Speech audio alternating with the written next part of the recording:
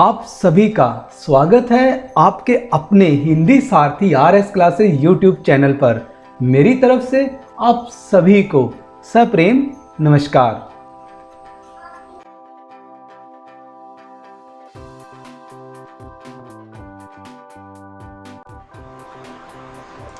हमारा आज का पाठ है अकबरी लोटा।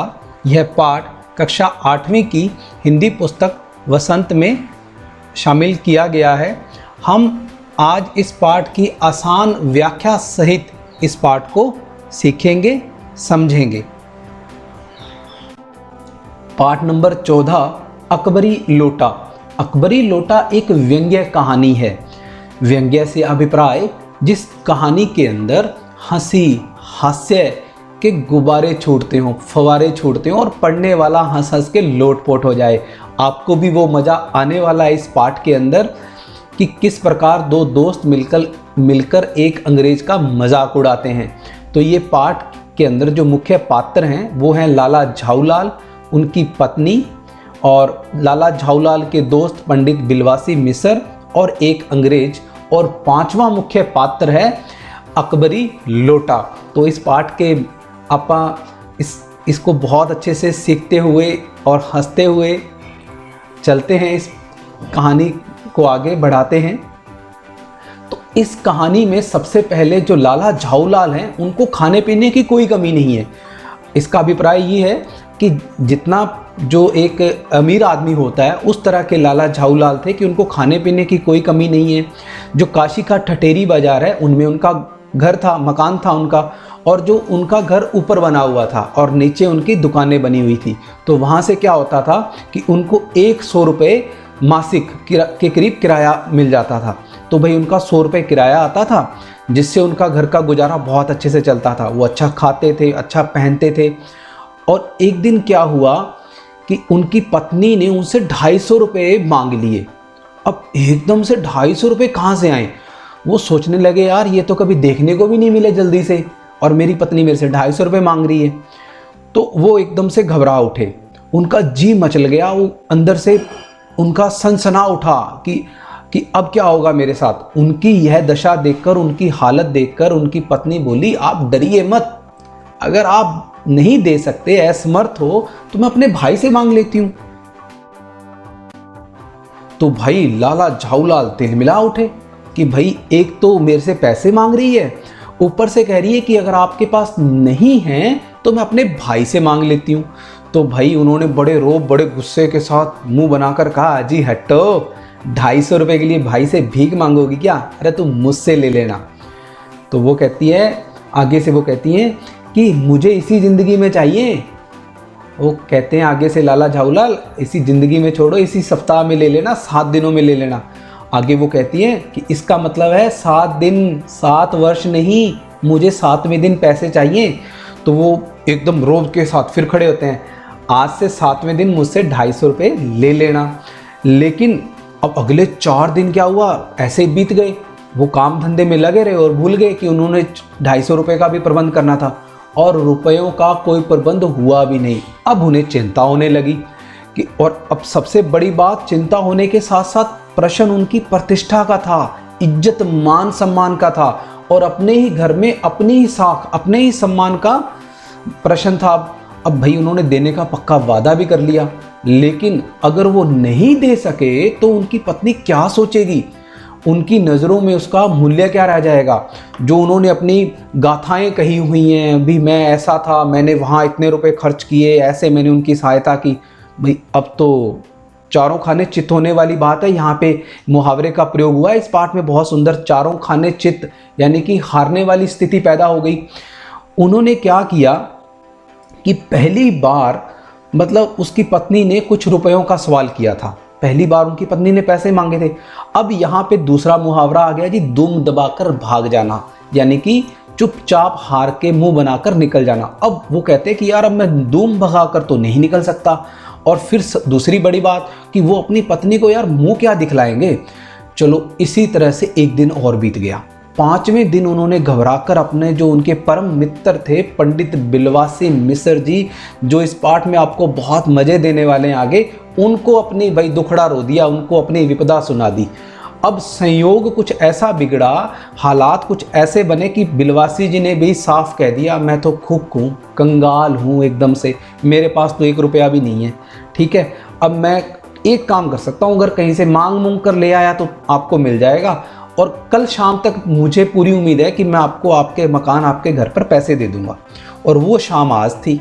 भाई अब किसी को पैसे देने हो, वादा कर रखा हो तो टाइम बड़ा जल्दी बीतता है जी। और वो हफ्ते का अंतिम दिन था, 7वें दिन का वादा कर रखा था ना झाऊलाल जी ने अपनी पत्नी को कि भाई मैं आपको पैसे दे दूंगा। अब कल 250 रुपये गिन देना या सारी हैंकड़ी से हाथ धो लेना। अब परिस्थिति इस प्रकार का निर्माण हो गया कि भाई देखो, या तो 250 रुपये दे दूंगा अपनी पत्नी को, और नहीं तो भाई जितनी भी मैंने हेकड़ी अपना रो बना रखा है उससे मेरा हाथ धुल जाएगा, यानी कि उनकी बेइज्जती होगी। झाऊलाल मन ही मन ये बातें सोच रहे हैं, और फिर आगे सोच रहे हैं उनकी पत्नी उनको डामल फांसी ना कर देगी। ऐसा थोड़ी ना कि उनको फांसी पे टांग देगी, केवल थोड़ा सा हंसेगी। फिर वो सोच रहे हैं यार वो थोड़ा सा हंसेंगी, वो उनकी हंसी कैसे होगी, कितना मजाक उड़ेगा, उतना कितना व्यंग्य बनेगा उनका। और इस मात्र कल्पना से ही, इतना सोचने से ही झाऊलाल के पेट में मरोड़ पैदा होने लग जाते थे, पेट में उथल पुथल मच जाती थी, पेट में दर्द पैदा हो जाता था कि वो ये नहीं चाहते थे कि उनकी पत्नी उनका मजाक उड़ाए। तो भाई आज शाम को उनके दोस्त पंडित बिलवासी मिश्र जी ने आना था, और कहता है, वो सोच रहे हैं यार अगर यदि वो नहीं आए तो क्या होगा, और अगर वो पैसों का, रुपयों का प्रबंध ना कर सके तो क्या होगा। ये सारे बैठे वो सोच रहे हैं अपने, मतलब उनके मन में ये सारे विचार आए जा रहे हैं। इसी उधेड़ बुन में, इसी सोचने की विचार शक्ति में, कल्पना में वो अपनी छत पर टहल रहे थे, और उनको कुछ प्यास लगी, और उन्होंने नौकर को आवाज़ दी कि भाई मेरे को पानी ला के दे। अब नौकर घर पे था नहीं, अब उनकी पत्नी पानी लेकर आ गई। पानी लाई पर गिलास लाना भूल गई, और लाई भी किसमें, लोटे के अंदर।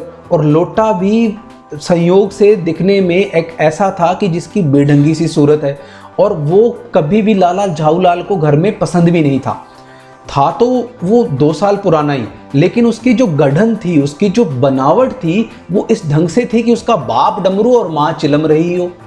डमरू समझ रहे हो ना, डम डम डम डम बजने वाला, यानी कि एक तरफ से बीच में छोटा सा और साइडों में बंधा हुआ, और माँ चिलम पी रही हो, वो आगे जो हुक्का सा निकला होता है वो उस टाइप से।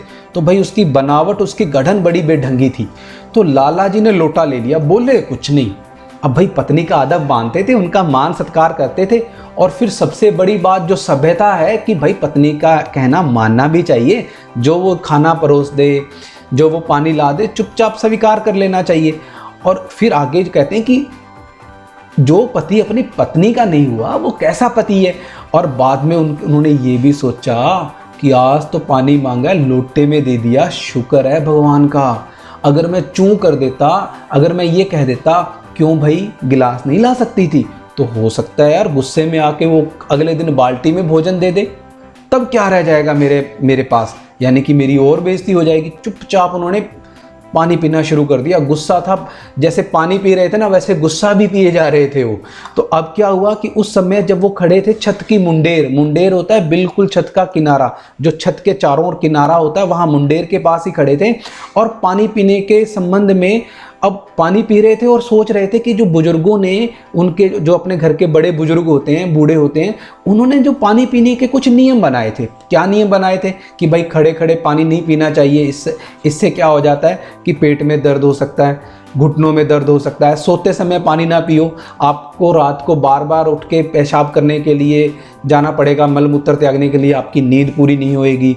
दौड़ने के बाद पानी नहीं पीना चाहिए क्योंकि खून अंदर गर्म हुआ होता है, जल्दी से आपका हृदय अच्छे से खून को बाएं अलिंद से दाएं अलिंद में डाल रहा होता है। तो ये सारे नियम पता नहीं बुजुर्गों ने बनाए हैं, बहुत अच्छे नियम बनाए हैं। लेकिन ये नियम बनाया है या नहीं बनाया कि छत के पास खड़े होकर किनारे के पास पानी पीना चाहिए या नहीं पीना चाहिए, और कभी किसी लोगों ने बताया भी नहीं कि भाई छत के किनारे के पास, मुंडेर के पास पानी पीना चाहिए कि नहीं पीना चाहिए। चलो ठीक है, नियम के बारे में सोच रहे थे, और अब क्या हुआ कि 1-2 घूंट पानी पी लिया उन्होंने।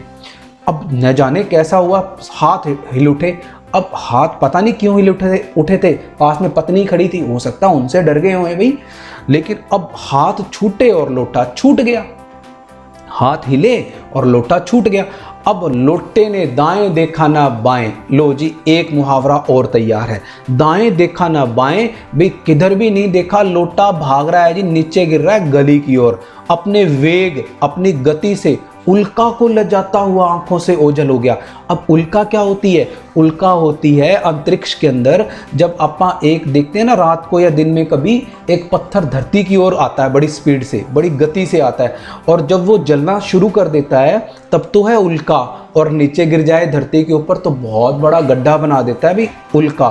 तो इतनी गति से वो जो लोटा था वो उल्का की गति लजाता हुआ, यानी कि उल्का को हराते हुए, लजाता हुआ मतलब उसको हरा दिया उसने, लोटे ने, उल्का की गति को भी, और आंखों से ओझल हो गया। ओझल हो गया मतलब गायब हो गया, दिखना बंद हो गया। अब कहते हैं कि किसी जमाने में न्यूटन नाम का एक खुरापाती था जी। खुरापाती का मतलब यहाँ पे जो लेखक हैं पाठ के, वो व्यंग्य से भरे शब्दों का प्रयोग कर रहे हैं ताकि आपको खूब सारी हंसी आए। तो यहाँ पे न्यूटन नाम के खुरापाती ने पृथ्वी की आकर्षण शक्ति, यानी कि गुरुत्वाकर्षण जो शक्ति होती है, वो चीज़ उसने बताई थी कि भाई अगर आप कोई चीज़ ऊपर फेंकेंगे तो वो नीचे आती है। जैसे एक पेड़ पर सेब लगा हुआ है, वो टूटेगा तो नीचे गिरेगा। ये चीज़ न्यूटन नाम के एक वैज्ञानिक ने उसे आकर्षण, गुरुत्वाकर्षण शक्ति की खोज की थी। तो कहना ना होगा, वो कहते हैं कि अब भाई सच्ची बात बताऊं ना, वो जो गुरुत्वाकर्षण की, आकर्षण की शक्ति थी ना, सारी समय लोटे के पक्ष में थी। अर्थात लोटा इतनी गति से चल रहा था कि वो धरती की सारी शक्ति उसी लोटे में आ गई हो। अब क्या हुआ जी, अब वो लोटा नीचे गिरे जा रहा है और लाला जी को काटो तो बदन में खून नहीं। यहाँ पे एक और मुहावरे का प्रयोग लेखक जी ने कर दिया है, काटो तो खून नहीं, यानी कि बहुत ज़्यादा डर जाना। ऐसी चलती हुई गली, अब क्या हुआ, चलती हुई गली का मतलब ये था कि वो गली में भीड़ बहुत रहती थी। गली में भीड़ रह रही है और उनका मकान है 3 मंजिला, यानी कि 3 मंजिल का, और ऊपर से लोटा गिर गया। भाई हंसी खेल तो है नहीं। चलती हुई गली में, भीड़ वाली गली में 3 मंजिल से अगर लोटा गिर जाए और किसी के ऊपर पड़ जाए, अनाधिकारी के झोंपड़े पर, यानी कि किसी के ऊपर पड़ जाए तो उसका काशीवास हो जाए। काशीवास का मतलब भाई उसका राम नाम सत्य। अब भाई उसके मन में इतना डर पैदा हो गया कि जिसके ऊपर ये लोटा गिर गया ना, वो बचने वाला नहीं है, उसका काम तो हो गया। अब कुछ हुआ भी ऐसा, गली के अंदर जोर का हल्ला उठा, शोर मच गया। हल्ला उठा, शोर मच गया। लाला झाऊलाल जी दौड़कर नीचे उतरे। अब भाई नीचे उतरे तब तक एक बहुत बड़ी भारी भीड़, कम से कम 40-50 लोग उनके आंगन में, उनके घर में प्रवेश कर गए, घुस गए, प्रवेश कर गए। अब लाला झाऊलाल जी ने देखा कि इस पूरी भीड़ में जो प्रधान पात्र है, यानी कि जो सबका मुखिया है, वो कौन है? एक अंग्रेज है जो नक सिक से भीगा हुआ है। नक सिक का अभिप्राय है नाक से लेके पांव तक जो भीगा हुआ है, अर्थात वो जो लोटा था ना, वो गिरा इस अंग्रेज के ऊपर और उसने इसको नहला दिया। तो अब क्या हुआ जी, उसने अपने एक पैर को तो हाथ से सहलाता हुआ आ रहा था, यानी कि उसके पैर पर भी लगा जाके, और फिर दूसरे पैर पर नाच रहा था। अर्थात वो लंगड़ी घोड़ी का खेल होता है ना कि एक पैर पर चलना, जो स्टापू खेलते हैं, तो एक पैर पर वो कूद कर आ रहा था। तो उसी के पास अपराधी लोटे को भी देखकर लाला झाऊलाल जी फौरन हाथ जोड़कर खड़े हो गए और पूरी परिस्थिति को समझ लिया। अब क्या हुआ कि उस लोटे गिरा अंग्रेज के ऊपर, और वो अंग्रेज के ऊपर गिरा तो उसने अपने हाथ में एक लोटे को ले आया और दूसरे अपने हाथ से पैर को सहला रहा था और फिर लंगड़ा के चल रहा था। अब ये सारी स्थिति को लाला जी ने देखा और समझ गए भाई अब तो काम बिगड़ गया, तो दोनों हाथ जोड़कर खड़े हो गए। अब उसके बाद वो जो स्थिति, अब हुआ क्या था कि लोटा वो जो एक दुकान के साहिबान से टकराया, जो बाहर एक छज्जा सा बना होता उससे टकराया। टकराकर क्या हुआ कि नीचे एक अधिकारी, अंग्रेज अधिकारी क्या था, अंग्रेज था, वहाँ पर वो कुछ खरीदारी कर रहा था। तो सांगो का पांग का मतलब पूरे शरीर, लोटे का पानी पूरा उसके ऊपर गिर गया और फिर उसी के बूट पर आ गिरा, यानी कि उसके पैर पर जोर से लगी।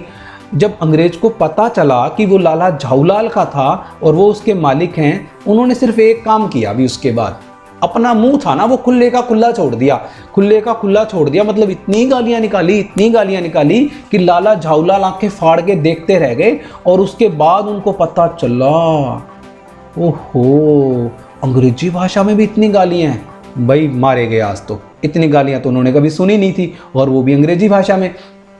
इतनी देर में क्या हुआ कि उनका जो दोस्त था बिलवासी मिश्र जी, वो आ गए। भीड़ को पूरे चीरते हुए, पूरी भीड़ को, जो उनके लोग काफ़ी भरे हुए थे, उनको हटाते हुए, चीरते हुए आगे आंगन में। और आने के बाद सबसे पहला काम क्या किया, अभी उस अंग्रेज को छोड़ दिया, बाकी सबको, जितने भी घर में घुसे आए होते ना, भाई बाहर निकलो, तुम्हारा यहाँ क्या काम है, मज़े ले रहे हो क्या हमारा दोस्त के। तो भाई अब क्या हुआ कि उन्होंने क्या किया कि उन्होंने अपने साहब से पूछा, जो अंग्रेज़ था, भाई आपके पैर में चोट आई है लगता है, आप एक काम कीजिए, आप सबसे पहले आप कुर्सी पर बैठ जाइए। अब जैसे ही वो साहब कुर्सी पे बैठे, उन्होंने बिलवासी को धन्यवाद दिया, भाई शुक्र है इतनी देर से खड़े, उनके पैर पे चोट लगी हुई है, किसी ने ध्यान ही नहीं दिया। अब उसके बाद वो साहब अंग्रेज़ क्या करते हैं कि लाला झाऊलाल की तरफ इशारा करते हैं, भाई आप इसको जानते हो?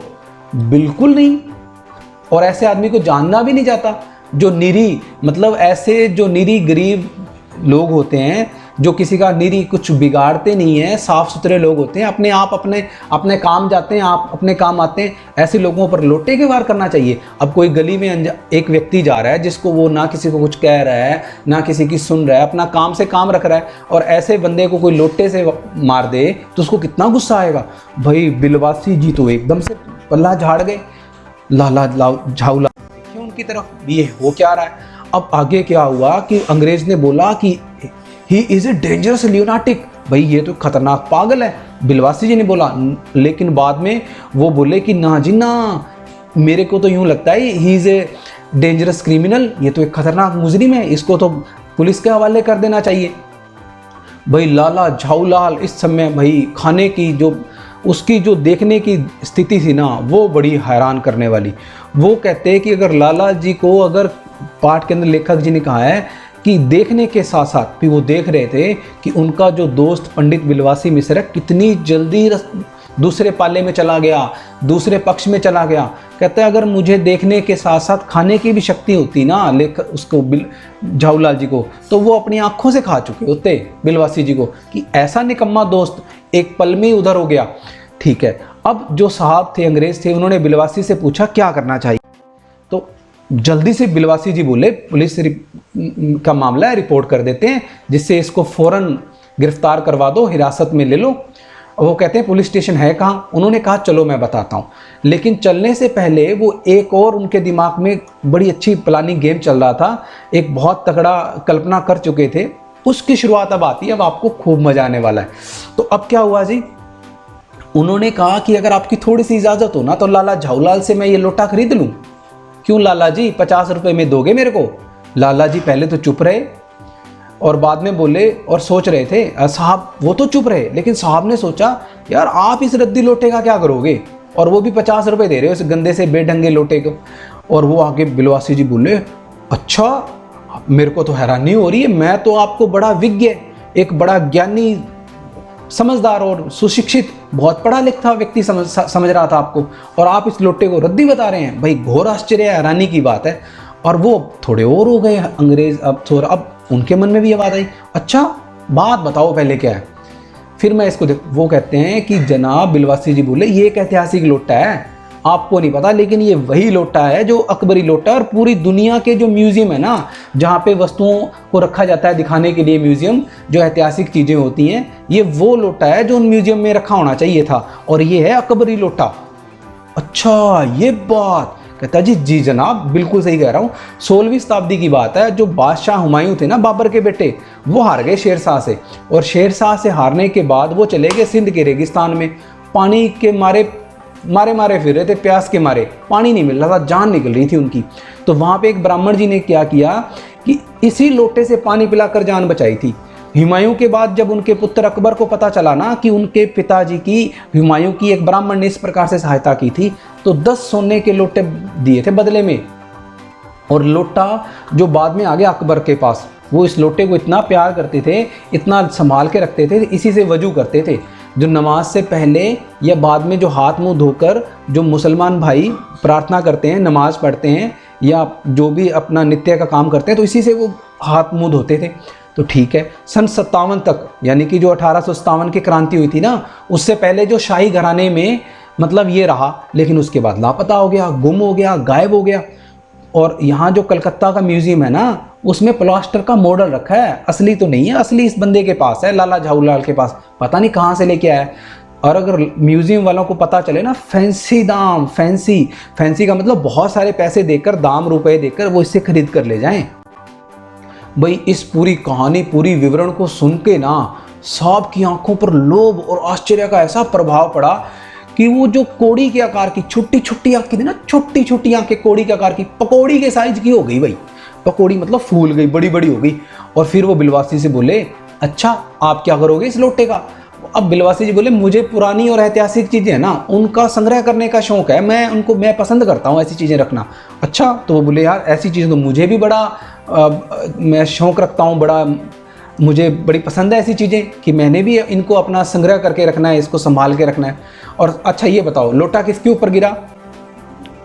मेरे ऊपर गिरा था ना। और मैं यही कह रहा था कि और मैं कर क्या रहा था जब मेरे के ऊपर लोटा गिरा? कहता है मैं पीतल की जो दुकान थी, पीतल की कुछ पुरानी मूर्तियाँ खरीद रहा था। ठीक है, वो कहते हैं कि जो कुछ हो लोटा मैं खरीदूंगा। अच्छा, बिलवासी जी बोले, अच्छा आप कैसे खरीदोगे? मैं खरीदूंगा, मेरा हक है। अच्छा, अंग्रेज बोला, हक है? जरूर हक है। ये बताइए कि उस लोटे के पानी से आपने स्नान किया या मैंने? अब वो आगे ये बोलने लगे, अंग्रेज बोलने लगा, अच्छा ये बताओ लोटे के पानी से स्नान किसने किया? बिलवासी जी बोले, आपने। अंग्रेज बोला, किसके पैरों पर गिरा? बिलवासी बोला, आपके। अच्छा, अंग्रेज बोला कि उसने किसके अंगूठे का भुरथा किया, यानी कि किसके अंगूठे को तोड़ दिया, दर्द किया, लगा उस पर? वो कहता, आपके। ठीक है, वो अच्छा कहते हैं, अच्छा पानी गिरा मेरे पे, लोटा गिरा मेरे पे, पैर पे गिरा मेरे पे, तो खरीदने का हक भी मेरा। ठीक है। अब बिलवासी जी बोले, ये सब बकवास है, मुझे ये बातें अच्छी लग रही, दाम लगाइए, जो अधिक दे ले जाए। अच्छा, आप इसके रुपए लगाइए, बोली लगाइए, जो ज़्यादा दे वो ले जाए। ठीक है, वो खुश हो जाते हैं, वो कहते हैं ठीक है मैं इसके 50 रुपये लगाता हूँ। बिलवासी जी बोले, मैं 100 देता हूँ। फिर वो कहते हैं मैं 150। अब बिलवासी जी बोले, मैं 200 देता हूँ। अंग्रेज बोला, अब बोले मैं 250 देता हूँ। ये कहकर बिलवासी जी ने अपनी जेब से 250 के नोट लाला झाऊलाल के आगे यूं फेंक दिए, ये लो लोटा मेरा। साहब को भी ताव आ गया, गुस्सा आ गया, क्रोध में आ गए वो, और उन्होंने कहा आप 250 देते हो, रुको मैं 500 देता हूँ, अब चलिए। यानी कि लोटा 500 मैं दे रहा हूँ और अब मेरा। बिलवासी जी को बड़ा अफसोस हुआ भाई, बड़े अफसोस के साथ, बड़े गम दुख के साथ रुपए उठाने लगे, मानो ना मतलब अपनी आशाओं की लाश उठा रहे हो। ठीक है, बड़ा दुख हुआ भाई, लोटा तो अंग्रेज ले गया भाई।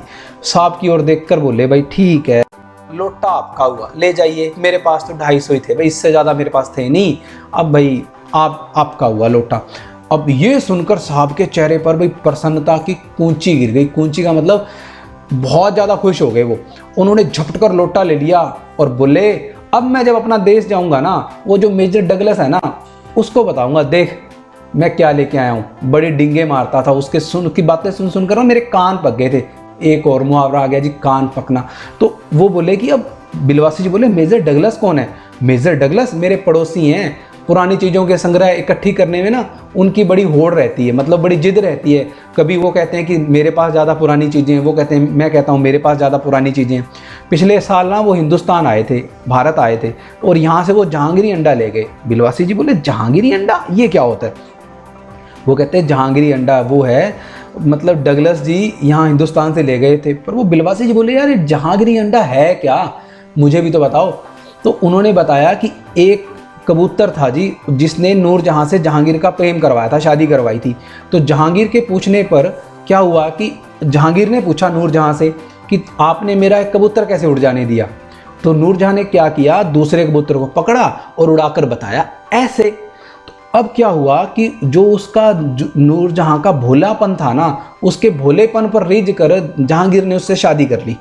अब क्या हुआ कि उसके बाद क्या हुआ कि वो नूरजहां के साथ रहने लगे, लेकिन वो कबूतर का एहसान नहीं भूले कभी भी। जो कबूतर का एहसान था वो कभी नहीं भूले। उन्होंने क्या किया, उनके एक अंडे को बड़े जतन, बड़े प्रयास से, बड़े अच्छे से रख लिया और उनको बिल्लोर की हांडी में रखते। अब क्या होता, वो उनका अंडा सामने टंगा रहता, बाद में वही बन गया जहांगीरी अंडा। तो क्या हुआ कि जो मेजर डगलस ने पारसाल दिल्ली में एक पारसाल नाम की जगह है, जहाँ पर एक मुसलमान सज्जन भाई से उन्होंने वो 300 रुपये में खरीद लिया। अच्छा ये बात भाई, हाँ बिल्कुल, लेकिन अब मेरे आगे दून के नहीं ले सकते। क्या मेरे आगे वो ये नहीं कह सकते कि मैं आपको दुगने भाव में लेके आऊँ? मेरे पास अकबरी लोटा है, और दूसरी बड़ी बात, जहांगीरी अंडे से एक पुस्त पुराना है। यानी कि जो अकबर का बेटा था जहांगीर, जहांगीरी अंडा कब हुआ? जहांगीर के समय में। और लोटा कब हुआ? उसके पापा के समय में। यानी कि एक पुश्त पुराना है, एक ज़्यादा पुश्तैनी एक पुराना है वो। अब यानी कि मेरे पास उनसे ज़्यादा पुराना है। और इस रिश्ते में क्या हुआ? अकबर का लोटा है, तो वो कहता है जी इस अंडे का तो बाप हुआ। साहब ने लाला झाऊलाल को 500 रुपये देकर अपनी राह ली। अंग्रेज भी चला गया। लाला झाऊलाल का चेहरा इस समय देखते बनता था। साहब ने 500 रुपये दिए लाला झाऊलाल को और चले गए। अब लाला झाऊलाल भाई बड़े खुश, जान पड़ता था कि उनके मुंह पर 6 दिन की बड़ी हुई दाढ़ी। अब उन्होंने पैसे देने थे ना अभी अपनी पत्नी को 250 रुपये, तो दाढ़ी भी नहीं कटवाई। 6 दिन हो गए थे। और अब क्या हुआ कि उनकी दाढ़ी का एक एक बाल मारे प्रसन्नता के लहर था। यानी कि बाल भी उनके खुश हो गए थे भी, आज तो मज़ा आ गया, 500 रुपये आ रहे। अच्छा, उन्होंने बिलवासी जी से कहा कि आप तो मेरे लिए 250 रुपया लेकर घर से आए थे ना, आपके पास तो थे नहीं, आपके पास कहाँ से आए? भाई वो बोले आप चुप ही रहो, ये पैसे कहाँ से आए हैं कहाँ से नहीं आए आप मत पूछो, इसको या तो मैं जानता हूँ या मेरा ईश्वर जानता है, ठीक है? और आप ईश्वर से पूछ लेना, मैं तो बताने वाला नहीं। अब वो कहते हैं कि वो चलने लगे। कहते हैं आप कहाँ जा रहे हो? कहते हैं यार मुझे जाना है, लेकिन वो कहते हैं कि अभी आप रुको, मुझे आपसे 2 घंटे काम है। वो कहते हैं 2 घंटे तक? कहते हैं हाँ बिल्कुल, 1 घंटे तो मैं आपकी पीठ थपथपाऊंगा, आपको शाबाशी दूंगा, और दूसरा 1 घंटा उसमें लग जाएगा, दूसरा घंटा लगेगा आपको धन्यवाद देने में। वो कहते हैं चलो ठीक है यार, ये चीज़ें बाद में चलती रहेंगी, आप पहले 500 रुपये गिनकर सहेज लो, मतलब संभाल लो। अब क्या हुआ कि वो रुपया संभालने लगे, गिनने लगे। अब एक सच्ची बताता हूँ, जो पैसे गिनने में जो सुख आता है ना, वो दुनिया में आज तक किसी आदमी को सुख नहीं आया होगा। तो यहाँ पे क्या हुआ जी, पैसे गिनने लगे, वो उनको संभालने लगे, सहेजने लगे। जो सुख उनको मनमोहक, मतलब उनका जो कार्य था, जो मन को मोह लेने वाला कार्य उनको मिल रहा था कि वो पैसे गिन रहे थे, रुपए गिन रहे थे। और उनकी जो तन्मयता थी ना, वो पूरा, तन्मयता मतलब खो जाना, मन के अंदर ही खो जाना अपनी कल्पनाओं में। तो लाला झाऊलाल ने जो अपना कार्य समाप्त किया, मतलब अपने 500 रुपये गिन के रख लिए और ऊपर देखा, इधर उधर देखा, तो बिलवासी जी अंतर्धान हो गए, मतलब अपने घर की तरफ चले गए। अब सुनो जी आगे हुआ क्या। उस दिन रात में बिलवासी जी को देर तक नींद नहीं आई। चादर लपेटे लपेटे अपनी चारपाई, अपनी खाट पर पड़े रहे, और 1 बजे वो चुपचाप उठे, धीरे से, बहुत धीरे से, और अपनी सोई हुई पत्नी के गले से उन्होंने सोने की सिकड़ी निकाली, और उसमें से एक ताली बंधी हुई थी, ताली मतलब ताले की चाबी बंधी हुई थी। और कमरे में जाकर उन्होंने उस ताली से संदूक खोला और 250 के नोट ज्यों के त्यों रखकर उन्होंने उसे बंद कर दिया। अब दबे पांव, यानी कि धीरे धीरे आकर वापस चाबी को वैसे ही गले में, अपनी पत्नी के गले में डाल दिया जैसे निकाल के आए थे, और एक हंसकर बड़ी अच्छी सी यूं करके बड़े वाली अंगड़ाई ली, और दूसरे दिन सुबह 8 बजे तक चैन की नींद सोते रहे। अब आपको पता चल गया ना कि या तो पंडित बिलवासी मिश्र जानते थे कि वो पैसे कहाँ रखे हैं, या उनका ईश्वर। उनके अपने दोस्त को बचाने के लिए बिलवासी जी ने क्या किया, चुपचाप चोरी से पैसे निकाले अपनी पत्नी के संदूक से और अपने दोस्त को देने गए थे। वहाँ पे वाकया ऐसा घट गया कि एक अंग्रेज़ को अकबरी लोटा देके वापस आ गए और अपने दोस्त का भी फ़ायदा कर दिया। उसके दोस्त को 250 चाहिए थे, बदले में उसको 500 दे दिए, और उनके दोस्त ने भी इतने पैसे देखे नहीं, बड़े खुश हो गए, वो भी उनकी दाढ़ी के बाल लहरा रहे थे ना। तो ऐसे ये अन्नपूर्णानंद जी का, ये वर्मा जी का एक बहुत शानदार व्यंग्य कहानी विधा में लिखा हुआ ये पाठ, मुझे पूरी उम्मीद है कि आपने इस पाठ का बहुत ज़्यादा मज़ा लिया होगा, आपको खूब सारी हंसी आई होगी। तो मिलते हैं एक नए पाठ के साथ अगली वीडियो में, तब तक खुश रहो, मस्त रहो।